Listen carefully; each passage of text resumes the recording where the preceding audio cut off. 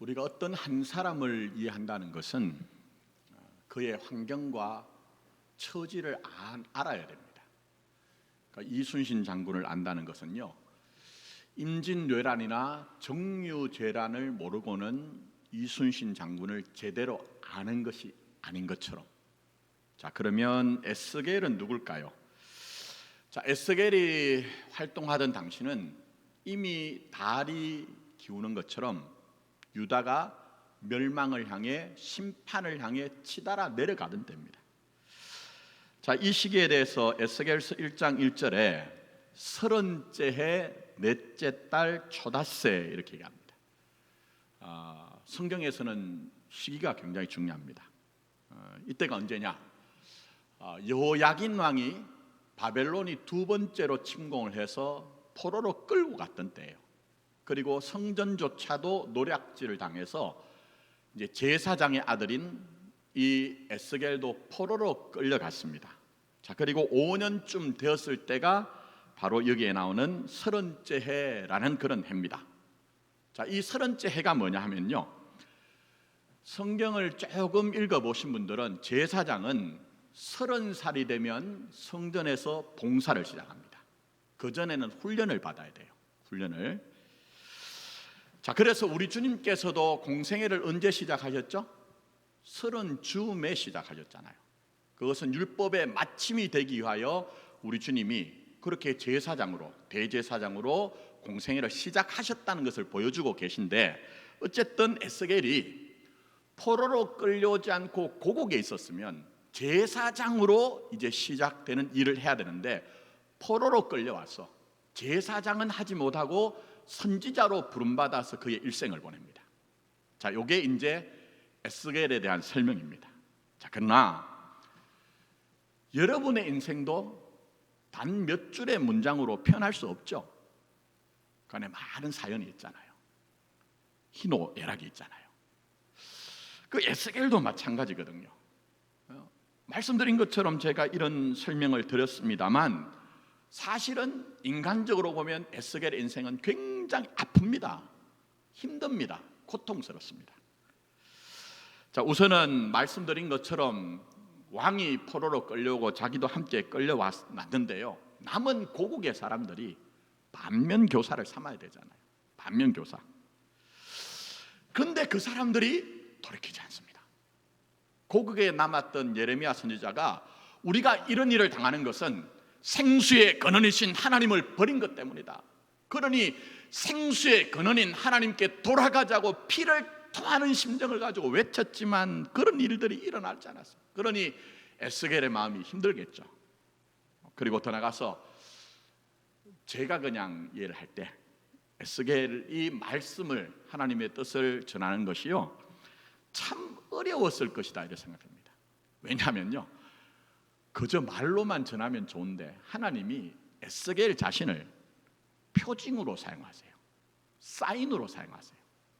다르게 말씀드리면 실물 교육 도구로 사용하는 거예요. 실물 교육 도구로. 그래서 에스겔서 24장을 보면요, 하나님이 에스겔에게 이렇게 말씀합니다. 인자야, 이건 계속 반복되는 말이에요. 인자야, 내가 내 눈에서 기뻐하는 것을 한번 쳐서 빼앗으리니 얘기합니다. 여러분, 에스겔의 눈에 기뻐하는 게 뭐죠? 자기 아내입니다. 포로로 끌려와서 자기 곁에 위로가 되고 힘들 때마다 어깨를 복돋아 주면서 힘을 주었던 그 아내. 근데 하나님이 네 눈에 있는 기뻐하는 것을 쳐서 데려가시겠다는 거예요. 얼마나 여러분, 하나님의 말씀을 몸으로 살아내는 것이 쉽지 않다는 것을 우리에게 보여주고 있죠. 자, 그런데 그 다음에 하나님이 이렇게 말씀하세요. 너는 슬퍼하거나 울거나 눈물을 흘리거나 하지 말며 죽은 자를 위하여 슬퍼하지 말고 조용히 탄식하며 수건으로 머리를 동이고 발에 신을 신고 입술을 가리지 말고 사람이 초상집에서 먹는 음식물을 먹지 말라 얘기합니다. 여러분, 전 목사이기 때문에 지금까지 수많은 장례식을 치렀습니다. 근데 장례식의 의미 가운데 하나는요, 죽은 자를 위한 것이 아니라 산 자를 위한 겁니다. 여러분, 살면서 가장 어려운 일이 있다고 하면요, 내가 사랑하는 사람을 먼저 보내는 것을 경험하는 거예요. 근데 그게 어느 정도 고통이 되냐면요, 우리가 전쟁터에서 총을 맞는 것이 가장 큰 고통이라고 하거든요. 근데 거기에 맞는 것이 바로 사랑한 사람을 상실하는 거예요. 근데 그것을 빠져나오는 그런 이제 과정은요, 다른 것 없습니다. 애도의 과정을 충분히 거쳐야 됩니다. 애도의 과정을 충분히 거쳐야지만 그걸 극복할 수 있는 거예요. 근데 하나님께서는 슬퍼하지 말라, 울지 말라, 초상을 치르지 말고 조용히 탄식하라고 합니다. 그래 얼마나 여러분 힘들겠습니까? 그런데 하나님께서 이렇게 하라고 하신 이유가 있습니다. 그것은 에스겔을 볼 때 사람들이 이상하잖아요. 궁금증이 생기잖아요. 그래서 에스겔에게 사람들이 이 일이 우리와 무슨 관계가 있습니까? 상관이 있습니까? 하는 질문을 일으키도록 하기 위해서 하나님이 에스겔을 실물 교육 도구로 사용하신다는 거예요. 근데 이게 한 번만 아닙니다. 다 설명드리지 못하고 3장에 가면요, 26절에 보면 하나님이 에스겔에게 이렇게 말씀합니다. 내가 내 혀를 내 입천장에 붙게 하여 내가 말 못하는 자가 되어 그들을 꾸짖는 자가 되지 못하게 하리니 그들은 패역한 족속임이라 얘기합니다. 무슨 얘기일까요, 여러분? 하나님이 에스겔을 파수꾼으로 불렀다고 하거든요. 그러니까 파수꾼은 말을 해야 돼요. 근데 실제적으로 학자들이 한 7년 동안 이 에스겔이 말을 못했다고 하거든요. 근데 이런 것들을 통해서 하나님이 그렇게 너희들이 돌아와야 된다, 그렇게 회개하고 돌이켜야 된다고 하는데 그 말을 듣지 않으니 너희들에게는 이제 징계와 심판과 멸망만 남았다는 것을 알리도록 하게 하기 위해서 이 에스겔을 실물 교육 도구로 사용하셨다는 거예요. 그러니 여러분 만만찮죠. 정말 만만치 않습니다. 자, 그런데 이런 에스겔의 모습을 보고 야, 그 양반 참 딱하게 살았구나, 힘들게 살았구나, 이렇게 이해를 하시면 안 됩니다. 우선은 성경을 보실 때 이 안에 하나님의 마음을 보셔야 돼요. 하나님이 하나님의 사람을 실물 도구로 사용하여 내게 돌아오라는 그 하나님 아버지의 안타까운 마음을 보셔야 돼요. 안타까운 마음. 그리고 더 나가서는 이 에스겔의 모습에서 여러분의 자화상을 보셔야 되거든요. 그냥 그 사람이 그랬다는 것이 아니고 이 에스겔이 지금 걸어가고 인생의 모습을 통해서 나도 그렇구나 하는 것을 보셔야 됩니다. 물론 이건 똑같다는 얘기는 아니에요. 여러분 에스겔과 같은 똑같은 일을 당하면 목사인 저부터 도망갔을 거예요. 그런데 현상적으로 같다는 게 아니고요, 그 안에 내적으로 경험하고 있는 일들이 여러분이 살면서 경험하는 것과 너무 닮아 있다는 거예요. 자, 우선은 생각해 보십시오. 입천장에 혀가 붙어서 말하지 못한다. 살면서 다 말하고 사세요? 다 표현하고 사세요? 여러분 우리 살다 보면 답답할 때가 있거든요. 오히려 예수 믿기 때문에 내가 한번 쌍 폭발해가지고 뭔가를 하고 싶은데 하지 못하는 게 있어요. 여러분의 자녀들이 있다고 하면 사실은 자식들은 다 말하고 사는데 나는 말하지 못하는 경우가 있죠. 그런 것들이 우리 인생에 있다는 거예요. 또 더 나가서 에스겔의 아내를 잃었잖아요. 그건 우리에게 뺏기면 안 되고 잃어버리면 안 되고 상실하면 안 된다고 생각하는 것들을 상실하는 현실이 있다는 거예요. 그게 사람에 관한 문제든지 물질이든지 건강이든지, 그게 아니면 내가 기대하고 소망하고 희망하던 것들 내가 뺏기면 안 되겠다 하는데 그런 것들을 상실하는 현실이 우리 가운데 있더라는 거예요. 그걸 이제 우리에게 보여주고 있죠. 그리고 성경을 제가 묵상하다 보니 에스겔은 어쩌면 실망과 함께 자신의 무력감을 느끼지 않았을까. 왜 그럴까요, 여러분? 사람이요, 아무것도 하지 않으면 실망도 없습니다. 잘 한번 생각해 보세요. 내가 시도조차 하지 않으면요 실망할 것도 없어요. 근데 내가 최선을 다했는데 내 손에 결과가 없어요. 거기에서 우리가 실망이 오잖아요. 자기의 무력감이 오잖아요. 말씀드린 것처럼 에스겔은요 자기 몸으로 살아냈어요. 그런 점에서 여러분 신앙은요 우리도 똑같습니다. 우리 바깥에서 일어나는 일이 아니에요. 그저 생각으로 말로 주여 주여 하는 것이 아니라 하나님의 말씀이 내 안에 들어와서 그 말씀이 설득이 되고 이해가 되고 그렇게 살려고 하면요 우리도 때로는 에스겔처럼 답답함도 있고 상실감도 있고 심지어는 우리에게도 그런 무력감, 실망감도 있는 것이죠. 자, 그런 점에서 에스겔이 경험했던 그런 모습들 말씀드린 것처럼 여호야긴 왕이 포로로 끌려왔는데요 그 후에 시드기야라는 사람이 왕이 됩니다.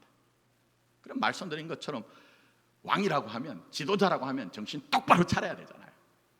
근데 이 시드기야 왕이요 하나님을 의지하지 않고 애굽이라는 옆나라를 의지하여 바벨론에 대항하다가 결정적으로 나라가 완전히 망하는 길로 갑니다.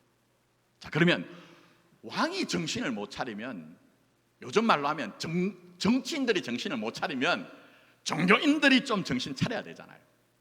그런데 제사장들은 이미 하나님의 법과 식을 떠나버린 지 오래입니다. 여러분, 여러분을 향해서도 왕같은 제사장이라고 하잖아요. 그의 귀한 법에 빛에 들어가 계신 자의 아름다운 그 덕을 선포하게 하려고 하시는데 교회 현실 속에서는 그런 일들이 별로 없어요. 오히려 믿는다고 하면서 중직자라고 하면서 하나님의 법과 식을 떠난 일들이 얼마나 많은지 모릅니다. 그리고 더 나가서 예언자들 이들은 보리와 두어 쿰의 떡을 위해서 거짓 예언을 합니다. 거짓 예언합니다. 평안하다는 거짓 예언을 해요. 그러니 이 에스겔이 참 힘들겠죠. 이 패역의 끝판이 어디냐 하면 8장에 나옵니다. 여기에 보면 백성들의 장로 70인이 나오는데요 성전에서 좀 떨어져 있습니다. 북쪽에서 동물의 형상이 새겨진 우상 앞에 그들이 향을 피웁니다. 이 향을 피우는 것이 온 하늘 가득합니다. 여러분, 그 하나님이 택하신 하나님의 백성들에 뭐가 드러나야 됩니까? 하나님의 영광이 드러나야 되죠. 근데 오늘날 우리 자신에게 과연 하나님의 영광이 드러나고 있습니까? 그것처럼 이들에게 그 우상 앞에 절을 하는데 향연이 가득한 모습이 있어요. 그러다가 심각해져서 어떻게 되느냐, 이 백성들의 장로들이 결국은 성전 가까이 나와서 성전 뜰 입구에서 공공연하게 우상을 숭배합니다. 그리고 여인들이 바벨론의 신인 담무스 앞에서 애곡하는 그런 장면, 말도 안 되는 장면이 나타납니다. 그리고 결국은 성전 뜰 안에서 25명의 사람들이 성전을 등을 지고 동쪽 태양이 떠오르는 쪽에, 그 당시에 태양은 이 신이거든요, 바벨론의 신. 거기에 경배하는 모습이 있습니다. 자, 그러니 다시 한번 생각해 보십시오. 몸으로 살아내는 신앙입니다. 에스겔은 말씀드린 것처럼. 여러분, 진짜 내가 몸으로 신앙 살아내려고 하니까 쉽던가요? 수월하던가요? 물론 순간순간 하나님이 여러분에게 힘을 주세요. 물론 그럴 때마다 하나님이 우리에게 감격도 주시고 감사도 주시고 기쁨도 허락해 주셔서 그 길 가게 하세요. 그러나 우리가 좋아하는 삶의 현실은 마치 에스겔처럼 때로는 우리의 삶의 답답함과 상실함과 자기의 무력감을 느끼는 현실이 우리에게도 있더라는 거예요. 이게 우리의 인생의 실존입니다. 그러니 성경은 우리에게 가까이 있는 현실인 겁니다. 그래서 제가 상담 요청 사이트에 올라온 공개 사연인데 한번 읽어드리겠습니다. 자, 이분 제가 사연을 읽어드릴 때 나는 이분의 사연과 얼마나 닮아 있나 한번 여러분이 스스로 한번 생각해 보세요. 저는 배우자와 성격 차이로 이혼했습니다.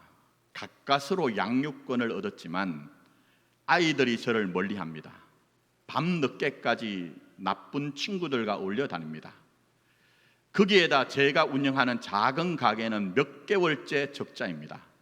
몸까지 여기저기 아픕니다. 정말 하루하루가 너무 힘듭니다. 불현듯 분노가 치밀어 올라 소리칠 때가 있습니다. 그럴 때 제 마음에 하나님이 살아 계신다면서 왜 저를 이런 고통 속에 방치하시는 것입니까? 라는 생각이 듭니다. 저는 어떻게 해야 됩니까? 이렇게 했어요. 삶의 모양이 같다는 게 아니에요. 여러분, 진짜 우리가 우리 자신의 진실을 대면하면, 우리도 살다 보면 때로는 하나님이 살아계시다면서 왜 저는 방치하시는 것입니까? 어떻게 해야 되는 것입니까? 하는 것을 만나지 않나요? 그게 우리의 현실입니다. 우리의 현실. 자, 그렇다면 이런 현실을 어떻게 해야 됩니까? 그냥 우리가 안고 살아야 됩니까? 힘들다고만 얘기해야 됩니까? 그렇지 않습니다. 에스겔을 통해 하나님이 말씀하시는 것은 현실이 있다는 거예요. 그러나 그 현실에 매몰되지 않고 현실을 안고서라도 인내로 경주하여 최종적인 승리를 얻어야 된다는 거예요. 현실이 있다는 것을 부정하는 것이 아니고 그 현실을 안고 인내로 경주하여 최종적인 승리를 얻어야 된다는 것을 보여주고 있습니다. 그러면 어떻게 해야 됩니까? 여러분, 어떻게 해야 되는 것입니까? 다음 주까지 보겠지만 결론적으로 말씀드리면요, 여호와 삼마, 그런 현실들 속에서도 거기에 계신 하나님께 너희의 마음을 두라고 얘기하세요.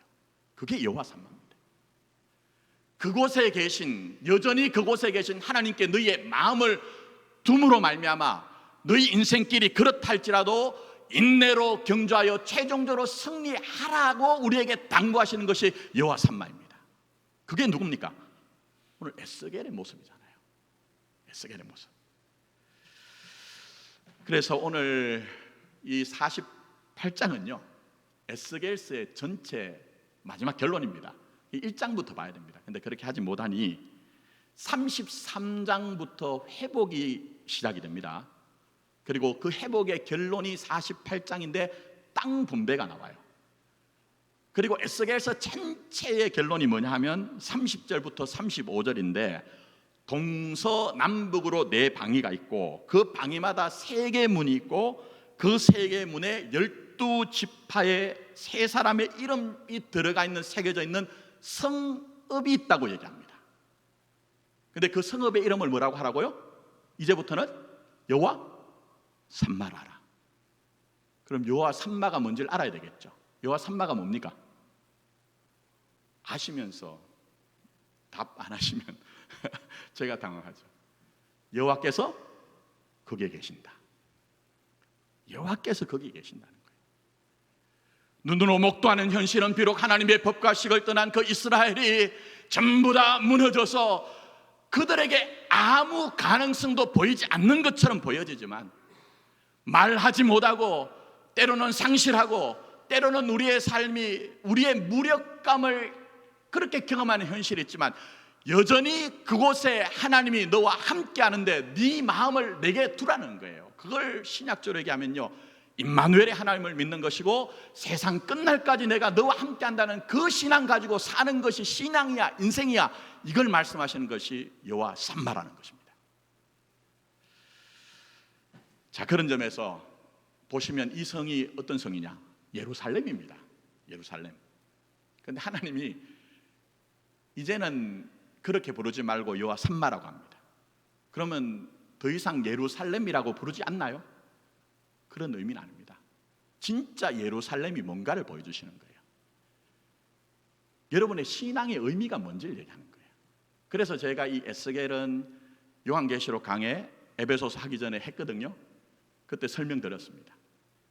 거기에 보면 21장, 요한계시록 21장에 위로부터 임하는 예루살렘이 있습니다. 그런데 그 예루살렘은 지리적인 예루살렘이 아니에요. 물리적인 예루살렘이 아닙니다. 그래서 이것을 우리에게 보여주시기 위해서 말씀하시는 게 뭐냐면요, 결국은 21장 9절 말씀입니다. 이 예루살렘이 뭔지를 정확하게 우리에게 말씀하고 있는데, 자, 이렇게 얘기하십니다. 뭐라고 얘기를 하시느냐? 신부, 곧 어린 양의 아내 얘기합니다. 이거 누구죠? 누구예요, 여러분? 여러분 자신이에요. 우리가 상징적으로 우리의 신랑이신 그리스도를 기다리는 신부가 여러분 자신이에요. 예루살렘은 뭐냐면요, 여러분 자신이라는 거예요. 그래서 이 여호와 삼마라는 것이 예루살렘이라고 부르지 말라는 것은 지리적인 예루살렘이 아니라 너 자신이라는 거예요. 그래서 48장을 보면 무슨 일이 있냐 하면요, 여러분 아시죠? 이스라엘은 남과 북으로 길쭉하게 된 나라입니다. 근데 그것을 마치 시루떡을 쌓아 올린 것처럼 쌓아 올려가지고 반을 딱 쪼개서 동과 서로 12지파에게 나눠주는 거예요. 그런데 중요한 것은 역사적으로 한 번도 그런 일은 이루어진 적이 없어요. 왜 그럴까요? 지리적으로 이해하지 말고 예수 믿는 네 인생이 그 안에 있다는 거예요. 특히 여호와 삼마가 뭡니까? 제가 계속 말씀드립니다. 그럼에도 불구하고 여전히 그곳에 계신 하나님께 네 마음을 두고 사는 것, 그게 바로 그리스도의 신부로서 예루살렘으로 사는 너의 인생이고 신앙이라는 것을 우리에게 말씀하고 계시는 거예요. 그걸 우리에게 보여주고 계신 겁니다. 그런 점에서 이 신앙의 모델이 누굽니까? 모델이 저 아닙니다. 우리가 지금 묵상하고 있는 에스겔이에요. 모델로 보여주는 거예요. 제가 말씀드렸죠? 만약 에스겔이 땅의 마음을 두고 현실의 마음을 뒀다고 하면요, 제가 아까 좀 전에 사연 읽어드렸죠? 그 사연의 주인공이 하나님의 부재 때문에 더 힘들잖아요. 하나님의 부재 때문에. 그럼 에스겔도 그럴 수밖에 없는 거예요. 연약한 그릇인데. 근데 이 에스겔을 통해 우리에게 말씀하시는 것은 그런 현실이 없는 것이 아니라 그럼에도 불구하고 여전히 그곳에 계신 하나님께 마음을 두었다는 것을 이 에스겔을 통해 여러분에게 지금 보여주고 계신 거예요. 그래서 여러분, 하나님의 말씀은 정말 가까이 하셔야 되거든요. 제가 말씀드린 것처럼 48장으로만 해석이 안 됩니다. 이미 1장부터 그걸 보여줍니다. 1장부터 3장까지가 에스겔이 소명을 받는 장인데요, 이건 뭐 다 읽을 수는 없고 1장 1절부터 5절까지만 제가 읽어드릴게요. 이 안에 어떤 의미가 있는지 여러분 스스로 한번 생각해 보십시오. 스스로. 30째 해 넷째 달 초닷새에 내가 그발 강가 사로잡힌 자 중에 있을 때에 하늘이 열리며 하나님의 모습이 내게 보이니 여호야긴 왕이 사로잡힌 지 5년 그달 초닷새라. 갈대아 땅, 갈대아 땅은 바벨론입니다. 갈대아 땅 그발 강가에서 여호와의 말씀이 부시의 아들 제사장 나 에스겔에게 특별히 임하고 여호와의 권능이 내 위에 있느니라. 내가 보니 북쪽에서부터 폭풍과 큰 구름이 오는데 그 속에서 불이 번쩍번쩍하여 빛이 그 사방에 비치며 그 불 가운데 단 새 같은 것이 나타나 보이고 그 속에 네 생물의 형상이 나타나는데 그들의 모양이 이러하니 그들에게 사람의 형상이 있더라고 해서 그 뒤에 계속 설명이 됩니다. 이거 해석 강의할 시간은 아니고요, 잘 보세요. 사로잡혀 왔어요. 내가 뭘 내 스스로 능력으로 할 수 없는 현실이죠. 그발 강가. 시편 보시면 그들이 강가에서 울었대요. 자, 그런데 그곳에 하늘이 열려요. 그곳에서 하나님의 영광을 봐요. 왜 하나님이 그렇게 하시죠? 다 설명드렸어요. 앞으로 에스겔이 감당해야 되는 몫이 만만치 않다는 거예요. 앞으로 이 에스겔이 살아가는 신앙의 모습이 녹록치 않다는 거예요. 그래서 이미 불러주실 때에 네 마음을 내게 둬라. 네가 사로잡혀온 이 땅에서 이 현실 속에서 강가에서 눈물 흘리는 것으로 인생을 허비하고 소비하는 것이 아니고 여전히 그곳에 있는 내게 마음을 둬야지만 네가 가는 그 인생의 길을 이길 수 있다는 것을 시작부터 우리에게 못 받고 계신 거예요. 우리 교회 그 길을 가야 되겠죠. 우리 신앙이 그렇게 돼야 되겠죠. 그걸 지금 우리에게 말씀하고 계시는 것입니다. 그래서 이런 모습에 대해서 1장 28절에 에스겔이 하나님 앞에 응답하는 모습이 있습니다. 여러분에게 그게 필요한 거예요. 신앙은 여러분에게.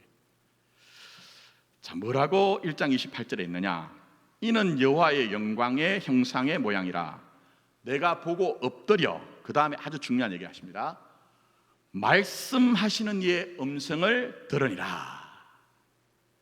말씀하시는 이의 음성을 들으니라. 무슨 얘기입니까? 여러분, 지금 이 시간에도 설교 시간에 여러분이 건성건성 듣는 것이 아니고 정말 제가 연약한 그릇이지만 하나님의 말씀으로 전할 때에 사람의 말로, 사도 바울이 얘기했잖아요.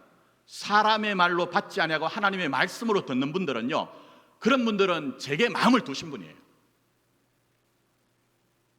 한 사람의 얘기를 정말 경청한다고 할 때 그 경청은 그 말하는 사람에게 마음이 가 있어야 생명의 역사가 일어나는 거예요. 그런데 이 에스겔서를 잘 보시면 하나님은 말씀하시고 이 에스겔은 계속적으로 그 음성을 들었다는 것이 반복이 되고 있어요. 그러니 무슨 얘기입니까? 이 지난하고 고단한 현실에 에스겔은 계속적으로 하나님께 마음을 두고 있더라는 거예요. 이게 교회입니다. 이게 하나님의 백성이에요. 헛된 일, 헛하는 일을 하면서 종교적으로 나는 주여 주여 한다고 해서 그 사람이 하나님의 백성 자녀가 아닌 거예요. 그런 생명의 역사 가운데 내 인생이 발견돼야 되는 거예요. 자, 그런 점에서 신앙 뭡니까? 어떤 분들은요, 행위와 기능을 신앙으로 이해합니다. 하나님의 말씀을 읽어야 됩니다. 묵상해야 됩니다. 기도해야 됩니다. 하지 말라는 것이 아니고요, 기독교 신앙은 행위와 기능이 먼저가 아니에요. 여러분이 어떻게 배우신지 모르지만 하나님과의 관계가 먼저입니다. 그리고 그 관계는 제가 오늘 계속 설명드렸잖아요. 내 형편이 어떠든지 내 마음이 하나님께 가 있는 거예요. 하나님께 가 있는 거예요. 그래서 여러분, 좀 이상한 얘기지만 어떤 분들이 고민을 얘기할 때가 있습니다. 목사님, 기도가 안 되는데 어떻게 해야 됩니까? 그럼 이제 뭐 쉽게는 그렇게 하죠. 기도가 될 때까지 한번 버텨보세요 얘기합니다. 근데 여러분, 버틴다고 기도가 되던가요? 안 됩니다. 우리 연약한 그릇이었어요. 제가 그렇게 얘기합니다. 다시 와서 기도가 안 되는데 어떻게 해야 됩니까? 하지 마세요 얘기합니다. 하지 마세요. 그럼 여러분 생각에는, 아니, 목사는 늘 하는 얘기가 기도하라 하는데 왜 저 목사는 기도하지 말라고 하냐, 이런 의문이 있잖아요. 그런데 제가 설명드린 부분이 있습니다. 그게 뭔지 아십니까? 그럼에도 불구하고 당신의 마음을 여전히 당신과 함께하는 아버지께 마음을 올려드리세요. 마치 빨랫줄에 뭘 넣어요? 빨래 넣는 것처럼. 뭘 하겠다는 게 먼저가 아닙니다, 여러분. 신앙은 마치 빨랫줄에 빨래를 넣는 것처럼 여전히 나와 함께 하시는 임마누엘의 주님, 그 세상 끝날까지 함께 하시는 주님께 내 마음을 지속적으로 반복적으로 올려드리는 것이 우리에게 신앙이라고 이렇게 말씀하고 계신 거예요. 이건 성경에 계속 우리에게 얘기합니다. 근데 많은 분들이 오독하죠. 그래서 에스겔 전에 활동했던 선지자가 계십니다. 누굴까요? 이사야 선지자입니다. 이사야 선지자가 이사야서 40장 27절에 이렇게 얘기를 하세요. 자, 한번 들어보십시오.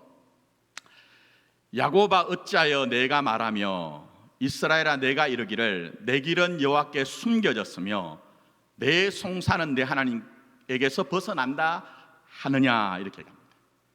이 이사야 선지자도 똑같은 얘기합니다. 에스겔하고, 너희들 그렇게 하면 망한다, 그렇게 하면 심판당한다. 근데 그렇게 하지 않거든요. 근데 에스겔이 보는 게 뭡니까? 그렇게 해서 하나님의 진노 아래 놓였던 하나님의 백성들이 삶이 녹록치 않으니까 이런 마음을 가지고 있다는 거예요. 이런 마음. 근데 여러분, 우리말 성경이 조금 번역이 좀 그래요. 그래서 여러분에게 하나님의 말씀이 정말 나의 현실이구나 하는 것들을 좀 어떻게 하면 알려드릴까 하다가 새 번역 성경이 있습니다.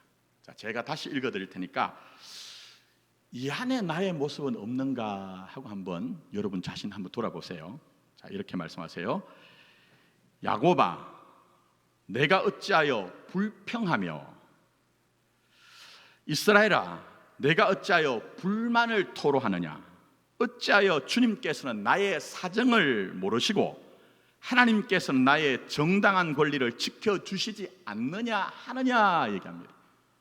어떠세요? 모르겠습니다. 여러분들은 안 그러신지 모르지만 전 목사지만요, 때로는 불평합니다. 불만합니다. 심지어 하나님이 왜, 아니 내 곁에 있는 목사들은 그렇게 배려를 해가지고 저렇게 인정받고 사람들이 지지하고 하는데, 아니 내가 뭐 큰 잘못을 했습니까 하나님? 그런데 왜 이 모양 이 꼴로 이렇게 목회를 하게 하십니까 하는 그런 마음도 있어요. 그게 제 모습입니다. 여러분, 여러분은 괜찮습니까 여러분? 근데 잘 생각하셔야 됩니다. 그러면 이게 신앙 없기 때문에 그렇습니까? 신앙이 없기 때문에 그런 거예요? 아닙니다. 신앙이 있기 때문에 그래요. 여러분들이 믿는 신앙 뭡니까? 하나님이 온 우주 만물을 창조하신 창조주 하나님이시며 온 나라와 민족과 열방을 통치하시며 한 인생의 생사하복을 주장하신다는 것 아닙니까?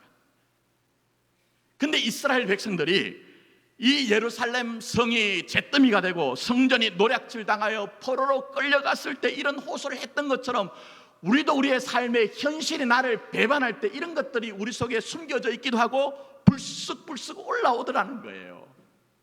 그게 여러분의 신앙이 있기 때문에 그런 거예요. 예? 그러나 중요한 건 이겁니다. 그게 결론이 되면 안 돼요. 인생의 연한이 얼마나 멋인지 저는 알지 못합니다. 그러나 다 하나님 앞에, 주님 앞에 언제는 서셔야 되거든요. 그러니 그게 결론이 되면 안 됩니다. 과정이 돼야 됩니다. 과정. 그래서 이사야 선지자가 여러분 너무 잘 아시는 28절에서 31절에 이렇게 말씀하시죠. 권면하세요. 자, 들어보십시오.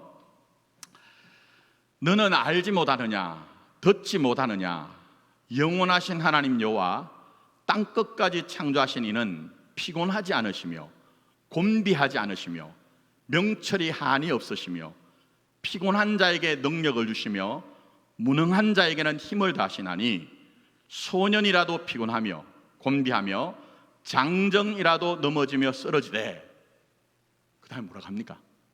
오직 여호와를 앙망하는 자. 이 앙망한다는 말이 까와라는 말이에요. 이거는 다르게 얘기하면요, 하나님께 초점을 맞추는 거예요. 하나님께 마음을 두는 상태를 얘기해요. 이걸 다르게 표현하면 오늘 여호와 삼마, 내 형편이 그러할지라도 여전히 함께 계시는 그 하나님께 마음을 둔다는 거예요. 그래서 오직 여호와께 그 마음을 두어서 여호와를 앙망하는 자에게는 새 힘을 얻으리니 독수리가 날개치며 올라감 같을 것이요 다른 박질하여도 곤비하지 아니하며 걸어가도 피곤하지 아니하리로다. 하나님께 마음을 두는 자들, 그 사람 안에 그리스도의 그 은혜의 능력이 임하여 약할 때 강함이고 가난할 때 부요함이라고 하신 그 놀라운 은혜를 경험한다는 거예요. 여러분, 이거 경험해야 되겠죠. 하나님의 말씀이 얼마나 우리에게 적합한지 아십니까? 말씀을 가까이 안 하니까 여러분들이 하나님의 말씀은 내 삶에 괴리되고 유리되었다고 생각하죠. 전혀 그렇지 않습니다. 제가 인용한 이 이사야서 40장 31절 말씀 보시면요, 이사야 선지자가 이런 얘기를 하시죠. 그게 뭡니까?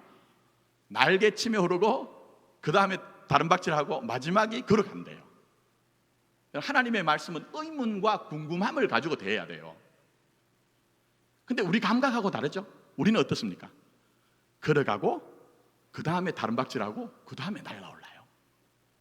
근데 왜 하나님이 굳이 거꾸로 얘기하시냐? 이게 삶의 현실입니다. 무슨 얘기입니까? 여러분, 공중에 내 마음이 붕 떨 정도로 그런 일이 없는 거 아니죠? 있습니다. 예를 들면 결혼해가지고 첫 아이를 가졌을 때 그 얼마나 감격이 있습니까? 근데 그러고 난 후에 그게 끝이 아니에요. 그놈 기르고 양육하는데 그 과정이 있습니다. 그렇지 않은 게 있던가요, 여러분? 어떤 분은 새 직장을 들어갔다, 뭐 진급을 했다, 사업을 시작했다, 아이가 대학을 들어갔다. 그 당시에는 내 마음이 마치 하늘에 있는 것처럼 삼천층에 올라간 사도 바울처럼 그래요. 근데 삶의 현실은요, 더 많은 부분이 다른 박질해야 됩니다. 때로는 걸어가도 끝이 없을 것 같은 그 길을 걸어가야 되는 거예요. 그게 우리를 지치게 합니다. 그게 지치게 하죠.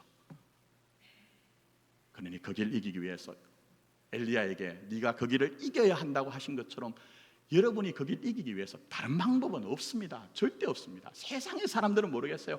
하나님이 택한 백성들은요, 거기에 계신 하나님께 마음을 두는 그 방법밖에 없다는 것입니다.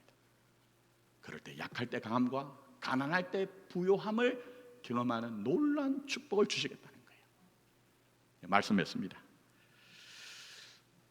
본문에 나타난 에스겔도 그렇지만 성경의 모든 믿음의 사람들은요, 여러분의 삶의 현실과 너무 닮아 있죠.